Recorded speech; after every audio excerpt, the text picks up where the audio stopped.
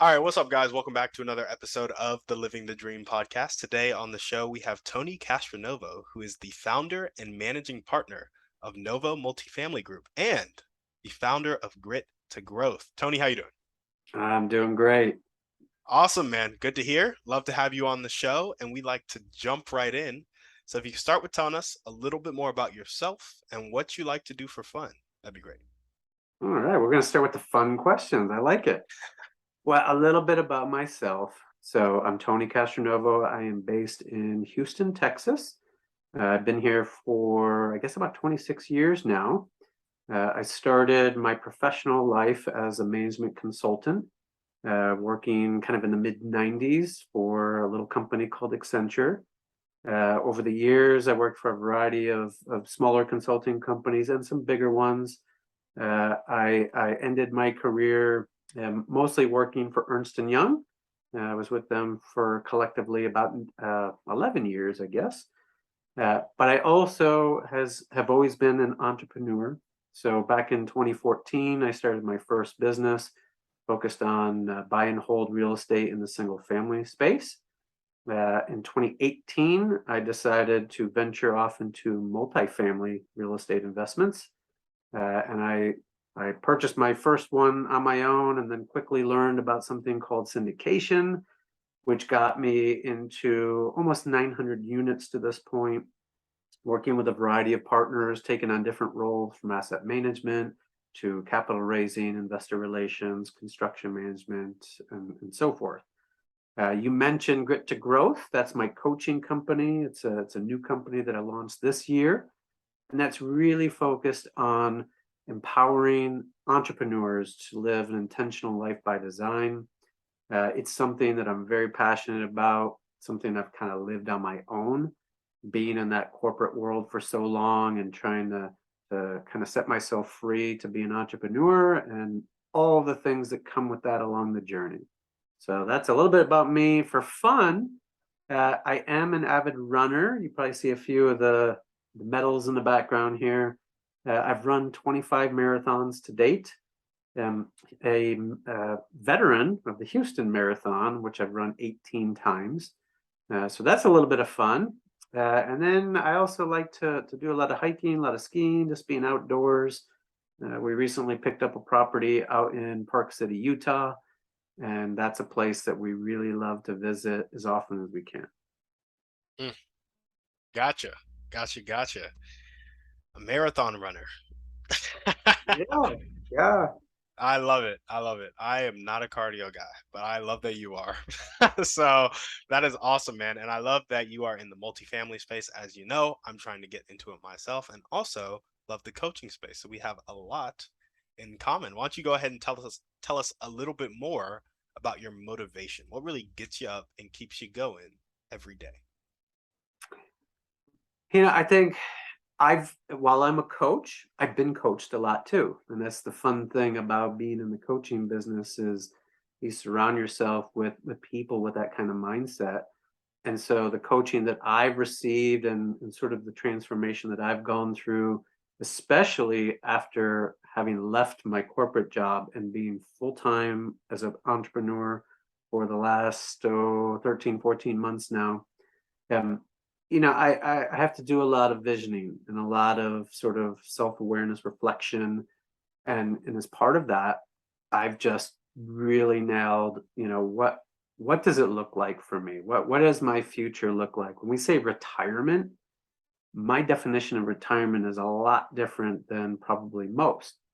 I think most people might say something like, well, I'm going to save this much money, and at this age, I'm going to leave my job, and then I'm going to sail the world on cruise ships and sit on the beach. And for me, I always want to quote unquote work. I want to have a professional life. I just want to do it on my time. I want to work as much as I want with who I want, from where I want. I just want to be able to define that. And so knowing where I want to be and what I want to be doing is really important. And I mentioned being outdoors. To me, my vision includes being out in the Rocky Mountains somewhere and spending time with my wife and my family, being outdoors and hiking, and my dog is part of our vision. She goes everywhere with us. She's been to 11 states already. She's 2 years old. Oh, wow, So that's awesome. yeah, yeah. And she goes on some pretty serious hikes with us too. So that's kind of my motivation. That's what drives me, is just trying to architect this life by design. How do I get there? How do I put the pieces in place to start living this the way I want to live it? I love it. I love it. So you've been coached a lot, and now you kind of want to turn around, give that back to others, as well as live life on your terms. Yes, sir. Yep.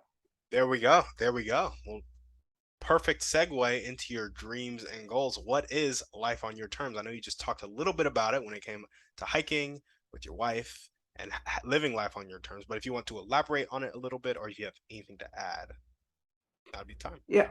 And that's funny because the term life by design gets thrown around quite a bit, I think. And so I'm kind of a realist. And I decided, you know what? If I'm saying this, if I'm preaching this, I need to prove it to myself. I need to be living it. So why don't I pilot this? Because it may take a while to fully get there, but let me pilot this a little bit. So back in September of this year, my wife and I took 18 days and we went out to Park City, Utah. And we explored some other areas along the way and on our way back and so forth. But as part of that 18 days, it was not a vacation. I wanted to take at least 2 solid weeks and see if I could live the life that I wanted, by design. So I kind of architected my calendar and my mindset, and I said, okay, I'm gonna get up at whatever time, 6:30, 7 o'clock in the morning. I'm gonna go for a run slash hike with my dog, and we're gonna come back. I'm gonna take some coaching calls. I'm gonna get on a few real estate calls, and then by 2 o'clock, 3 o'clock in the afternoon, after maybe a little bit of productive work, I'm gonna shut it down. My calendar is already blocked out, and I'm going to spend the rest of the afternoon with my wife. We're going to go outside, do something fun, and then maybe kind of wind down the day with, a couple of local craft beers or a glass of wine, and kind of, retire and start the day over again. And that is like, all my senses, what does it look like? What does it smell like? What does it taste like? And I did that for 2 solid weeks to prove to myself that I can do it, right? As long as you are intentional about it, it can be done. And 2 weeks may not seem like a long time, but it was enough to pilot and understand where the hiccups are going to be. And I'm pretty encouraged by it. I love that. I love that. So you already have that really clear picture of like get up in the morning, kind of go through your normal morning routine, get some productive work in, and then shut down for the afternoon around 2 or 3 and spend the rest of the day with your wife doing the stuff that you want to do outdoors, chilling, relaxing, whatever it may be. Right. It sounds awesome, right? Somebody could sit there and say, well, you're working what, 5 hours a day? Come on, man.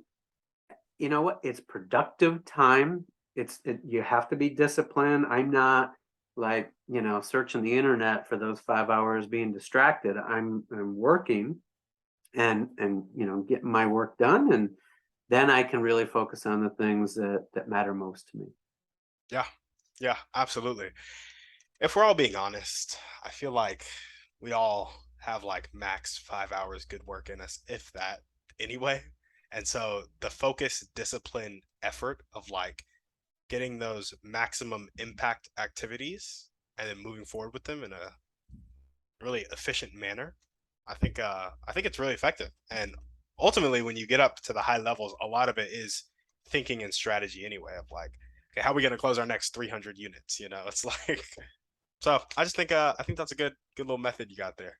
I think another thing just to recognize is your body chemistry. When is your energy level at the right place for the kind of activity you're going to be doing?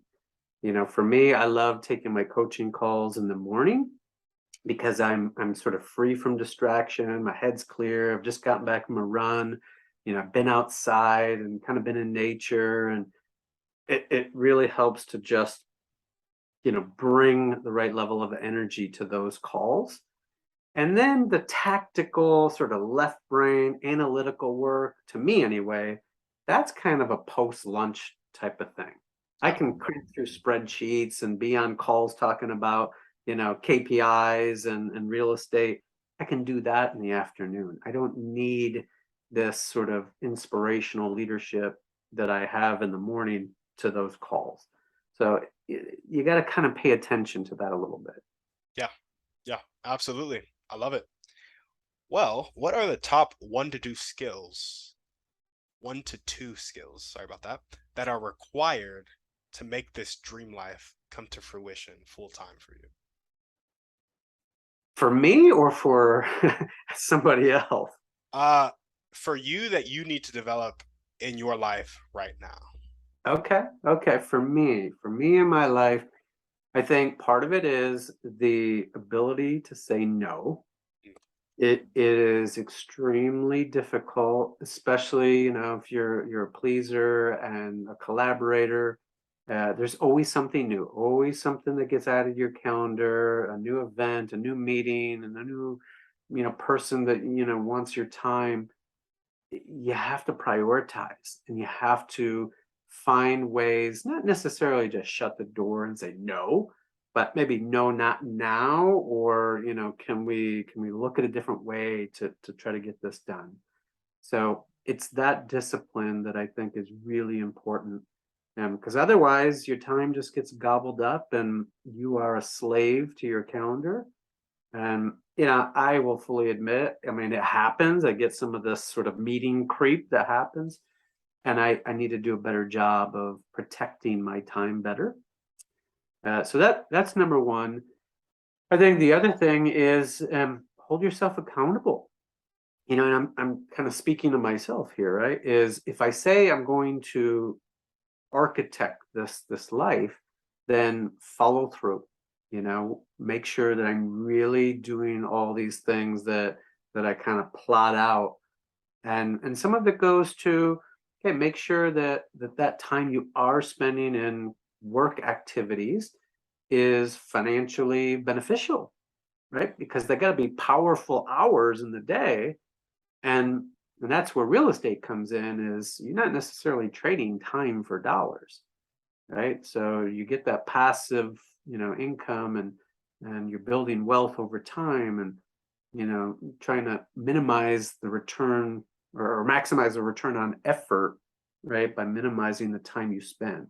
That's really a discipline that I think I need to continue to work on. Yeah. Yeah. Absolutely. I love it. And what are the highest impact daily actions that you can take or do take to tick the needle forward for your dreams and goals right now?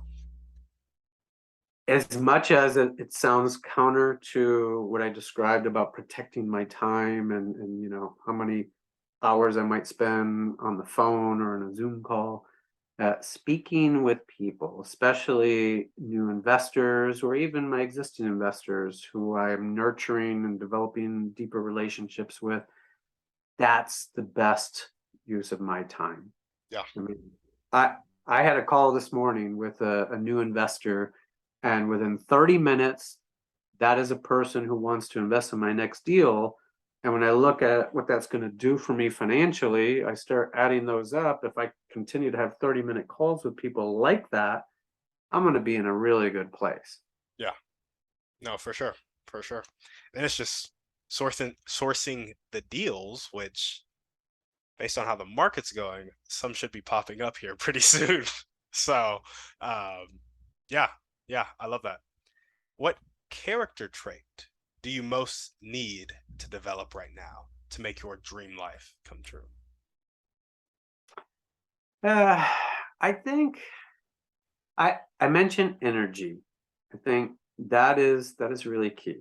You got to bring your best energy to the tasks that demand it. But I also think that being vulnerable is important too, right? Because you can't grow unless you allow yourself to open up and realize that you've got flaws and areas to improve, and welcome coaching, welcome improvement.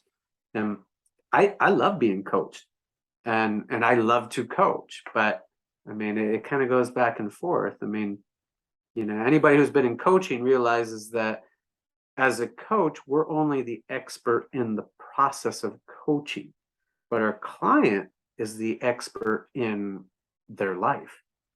And so I can't tell somebody what to do. My job is to try to help them find the answer. And it's a really powerful process to go through. And I've been on both sides of it. Yeah, yeah, I love it. Being vulnerable. Oh, that's such a good one. Such a good one. Mm.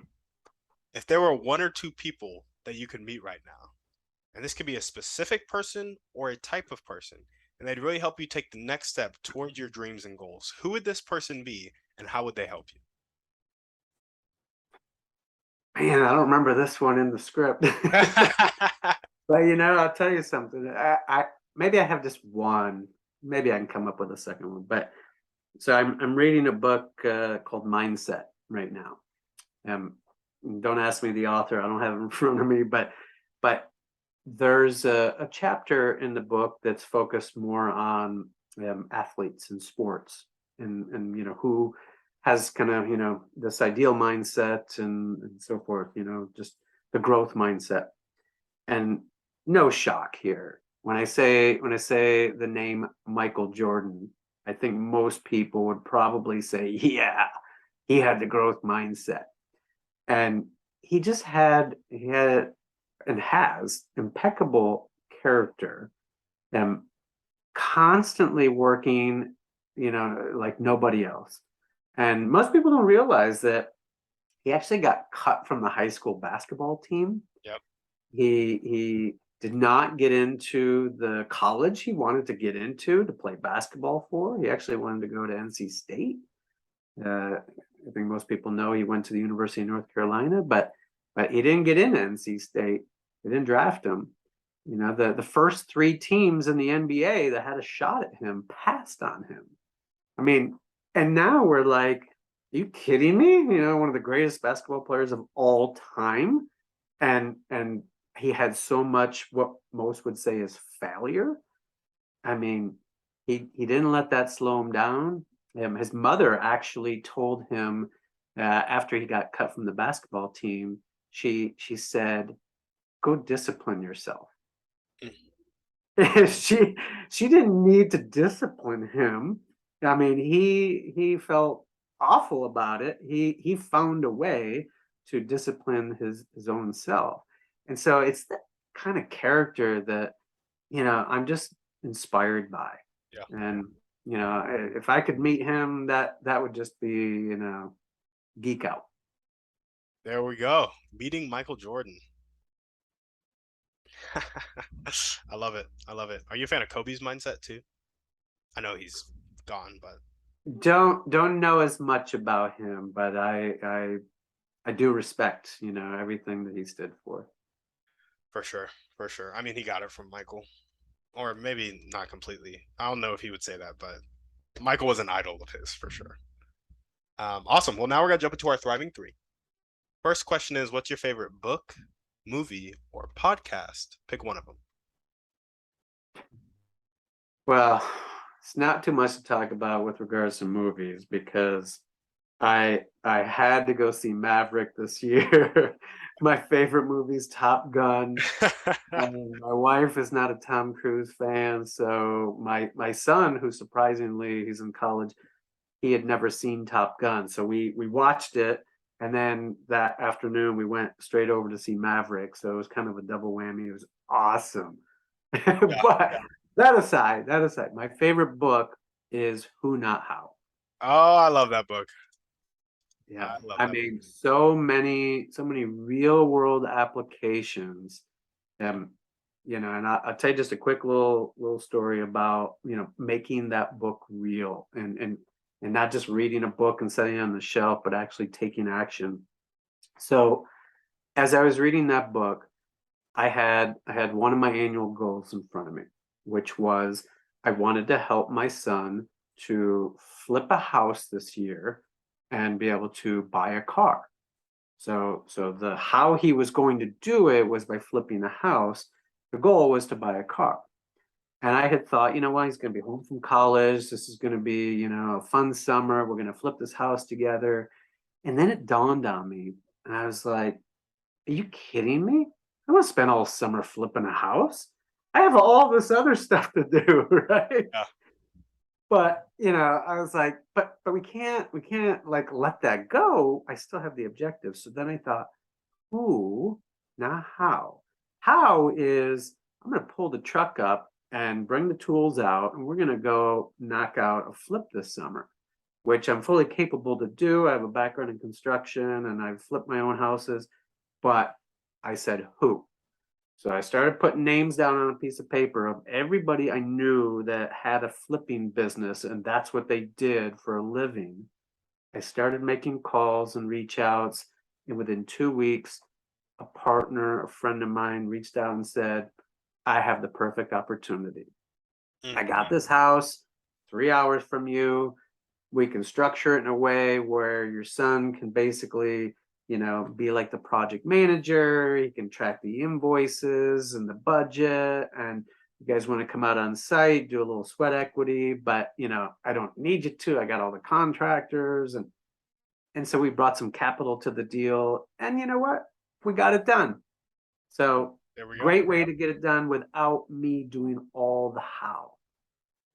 I love that. Yeah, Who Not How, man. It's such a powerful book, such a powerful concept, and ultimately, when you think about living your dream life, ultimately, it's like that 5 hours you can only spend on really intense revenue generating activity because you've implemented Who Not How to take care of the secretarial tasks or the management tasks or the whatever tasks you have to do, whether it be an assistant or an entry level employee or 5 employees or maybe just some partners you have in the business. Like you raise the capital, they find the deal type of like it's all just Who Not How is like the foundation of business. Like you just need people to succeed. It's powerful, but I will fully admit I'm not perfect at it. There's still plenty of things that I do to start my business, grow my business that I could delegate for one reason or another. I'm not all the way there yet, but that book does remind me though that I could leverage so much more if I just let some of that stuff go, and really think about the people around me that could just do it better, faster, without me needing to be involved. Yeah. Yeah, for sure. And I mean, nobody's perfect at it, right? Like I feel like that's the journey of an entrepreneur, at least from Alex Hormozzi's perspective, who I'm a huge fan of. He talks a lot about like when you're first starting in the game, you get really focused on increasing your income, increasing your value, increasing your skills so that you can make more money, make more money, make more money. But then when you get to a certain level, you realize that the only thing that's going to move you forward is having the right people in place and having the right systems in place to make you money. And that's when you start to become like a business owner and think like Warren Buffett and stuff like that. And I'm like, I may not be quite there yet because paying somebody a full salary would be really expensive for me right now.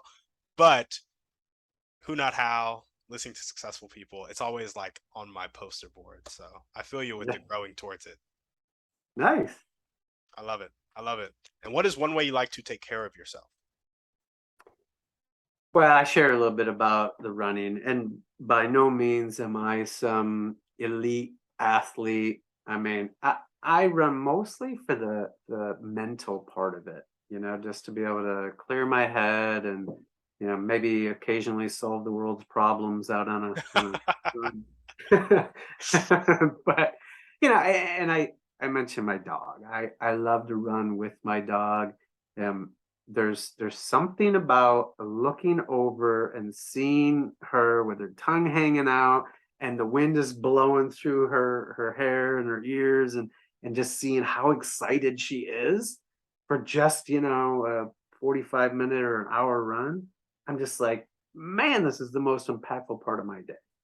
it's just really kind of sets the right energy level for me. I love it. And what is one action step you can take right now or continue to take if you're already doing it to meet Michael Jordan? Oh man, holding me accountable. Well, I haven't taken any steps to meet Michael Jordan, but steps to kind of move me forward in sort of that capacity and think about, his mindset and so forth. Um, I do commit to daily actions. So things like I mentioned, I'm reading the book Mindset right now. I try to set aside 30 minutes a day to read. On the weekends, I try to set an hour aside on each day. It's not a lot of time, but I just try to nip away at something because I try to read a book a month. And I'm not a very fast reader, but if I can do a book a month, that's 12 books a year. It's a lot of knowledge, to accumulate, in one sort of capacity, right? And then I listen to podcasts and, just try to do whatever I can to stay, educated and speaking to people, learning from everybody. It's just part of my growth is just to realize that you you can't stop learning. Yeah. Yeah. I love that. And those daily actions, the learning compounds, right? 12 books this year, 12 books next year, 12 books the year after that. Now then you're at 36 books. And if you applied knowledge from those books and the knowledge from the podcast, your life may be 10x, 100x what you thought it could be, right? So um, I love that. Love it. And now we're going to jump into our final series of questions. And I did not send these beforehand at all. I know I didn't send some Oh, of the other ones beforehand, but these are like they get a little bit personal. And if you don't want to answer them, like just feel free to be like, I'm not gonna answer that. I want to pass because I didn't send these at all. They get personal, etc. So first one is, what is one limiting belief that continues to pop up in your life, if any?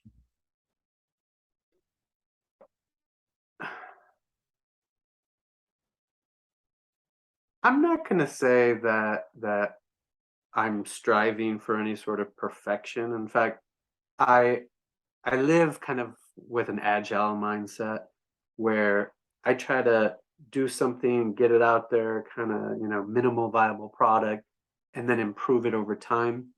But I do feel like maybe a limiting belief is I have to get a number of things right before I'm willing to share them. So I don't know, maybe it's a little bit counter to the MVP way of thinking, but I take on a lot and that kind of fills my days and so I really have to prioritize and unfortunately we only have the same 24 hours in a day.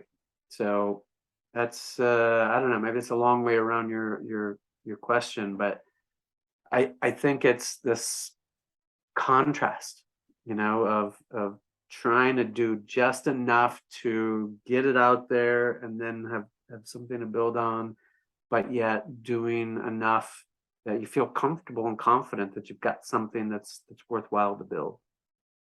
Yeah, yeah, no, I feel that it's definitely a tension that a lot of people feel. Just curious for you, where does that need to get a number of things right before you share it? Where does that need come from, or that belief? Um, it being truthfully honest here, I think, and it's funny because I've gone through some coaching on this.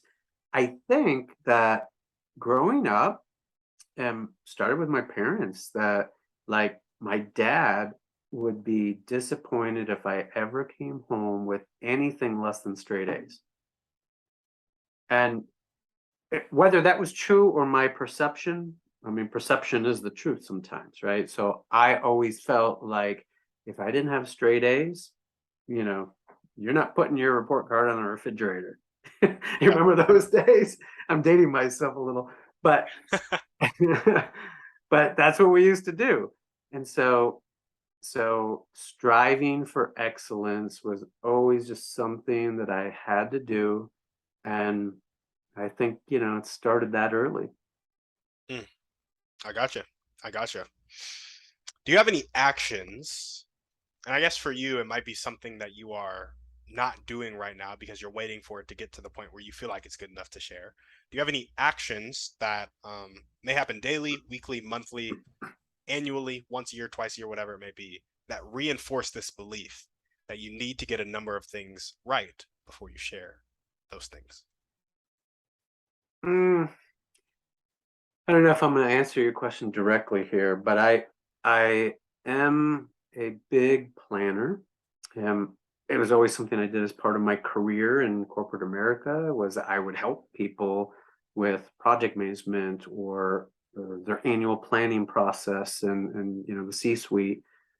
So by definition, I've always been a planner. Well, I've always done that in my personal life. I have my own annual planning session for my companies. I then take that down and I break it into monthly goals. Every month, I replan the next month's goals. Every week, I go back and look at those monthly goals and make sure that I have things in my week that are going to move me forward on my monthly goals. Every day, I start the day by going back to my weekly goals and making sure that things in my daily plan are moving me forward to my weekly goals.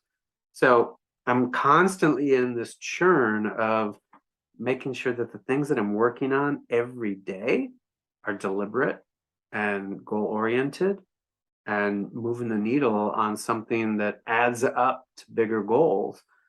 So I don't know. It's just kind of a lifestyle that I've been a part of for, gosh, a long time. I'll say it that way. Yeah, I'm not even tell you how many years.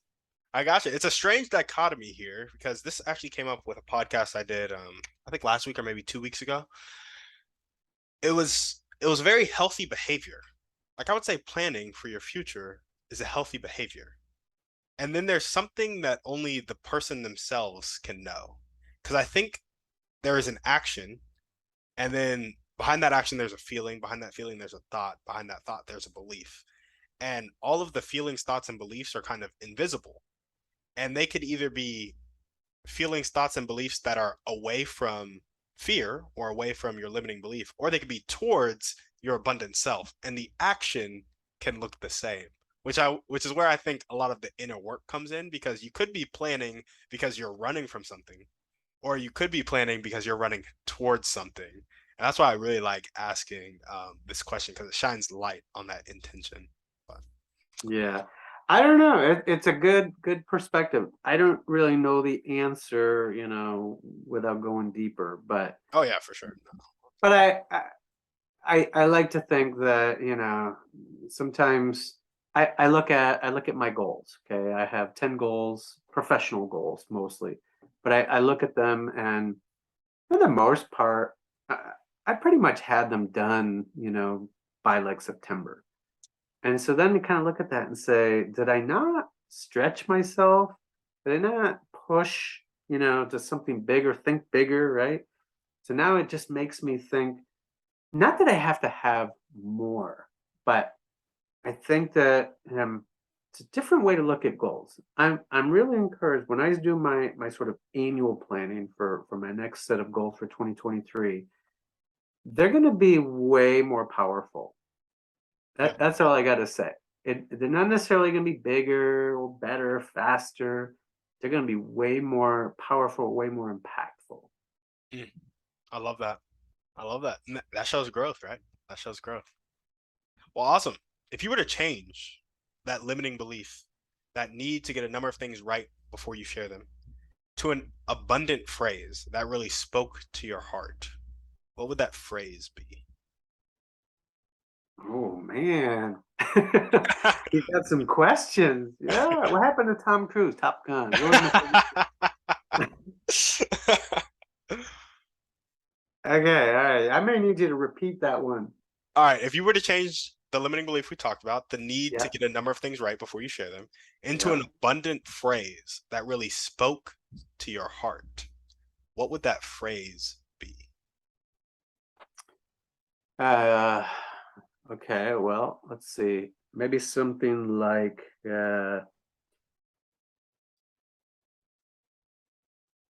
have have the courage to share um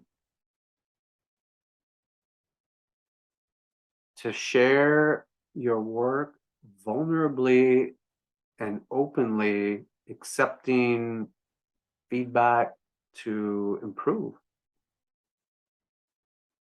Totally making this up on the fly here. I love it. I love it. I love it. Um, do you mind if I prod a little bit?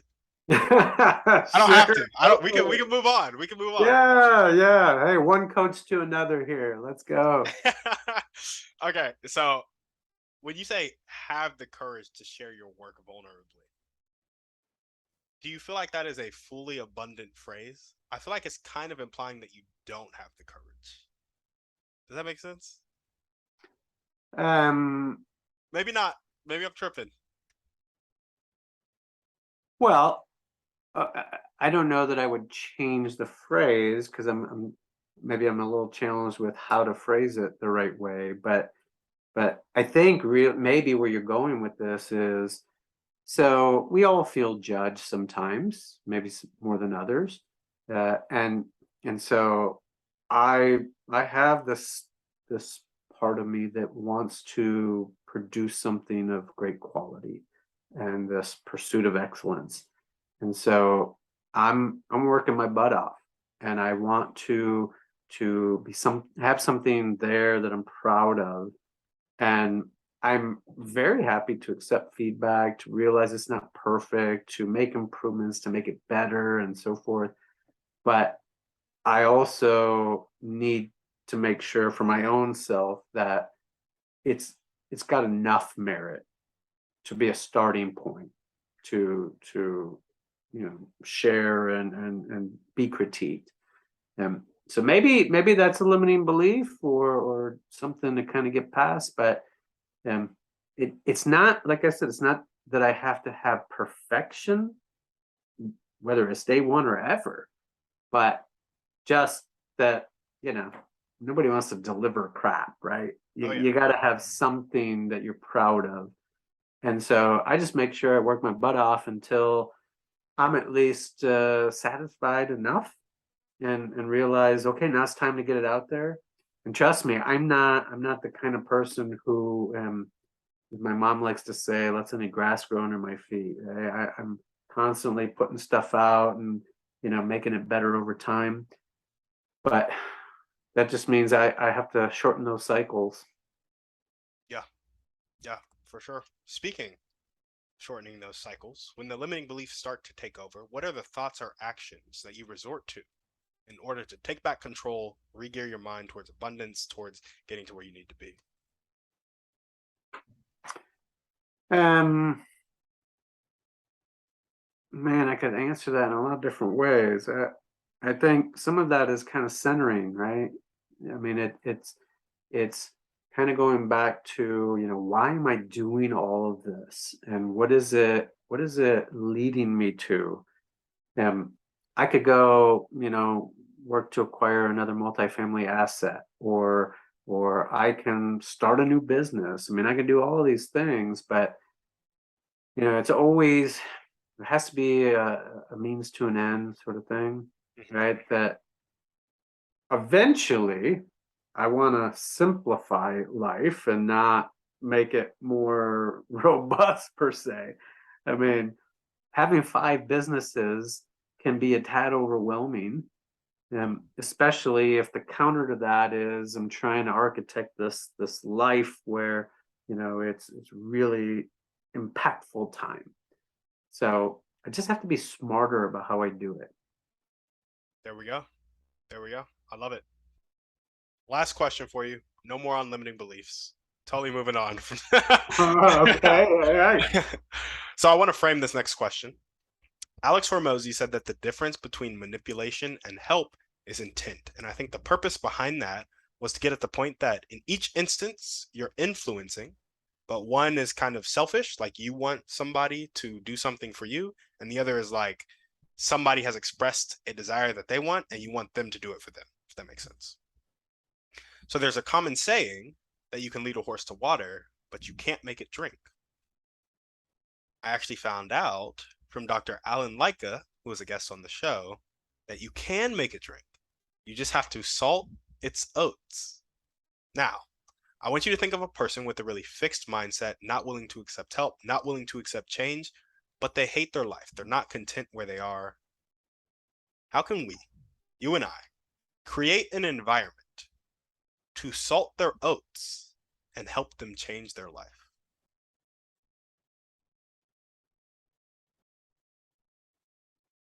So, okay, I have a person that probably it would be a good example. Um, I think part of it is, we many of us, I don't want to generalize too much here, but many of us have something that we feel a need to control and hang on to, and whether it's make it our own, or we just it's our baby, we can't let it go. I think to some degree I could say that about myself, but I have somebody who has a very fixed mindset that is very controlling and can't seem to consider that there are other very strong, capable people that they work with that can do it better, faster, cheaper, and that's probably going to limit them in their growth. So I don't know the best way right now, without going real deep here, on how to get them to see that, but possibly, through some discussions and kind of approaching it in a very vulnerable way, where it's not judgmental.